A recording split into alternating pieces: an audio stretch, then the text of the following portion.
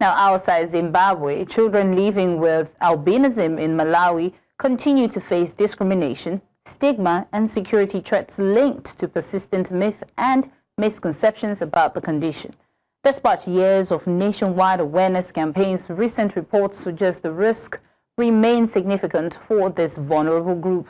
The National Children's Commission says authorities have intensified efforts to promote and protect the rights of children with albinism following renewed safety concerns. And Boniface Massah, Executive Director, African Albinism Network, joins us for more on this story from Lilongwe in Malawi. Good afternoon, sir. Can you tell us what the most serious safety risk currently facing the children and adults living with albinism in Malawi? Yes, I think so far we have seen recently a resurgence of these killings and revered robbery for persons with albinism.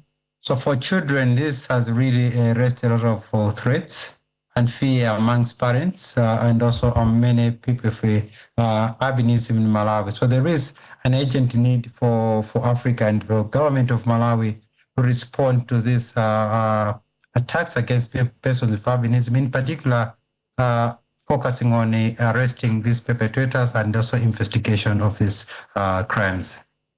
Right. Can you tell us, Boniface, how effective are the government measures and civil society efforts in protecting the people with albinism? Of course, we're seeing that they are still, facing the challenges and, abuse and discrimination. Would you say that the government measures is not as effective as it should be?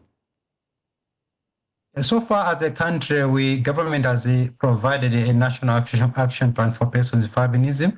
And there's been a lot of also effort from civil society organizations, even the albinism movement in Malawi. I think what is lacking is consistency.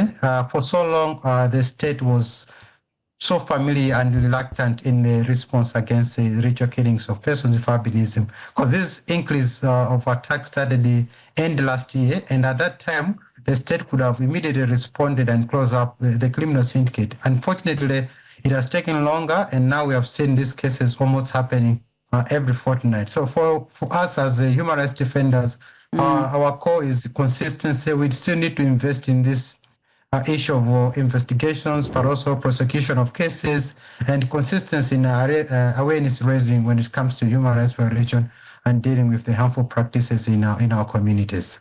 Well, Boniface, I want to say thank you for joining us and, fighting for people with albinism. They are human beings. It's not it's something that I'm sure that the government can figure out. And we will continue to follow up the stories and see how it goes. Thank you, Boniface, for joining us.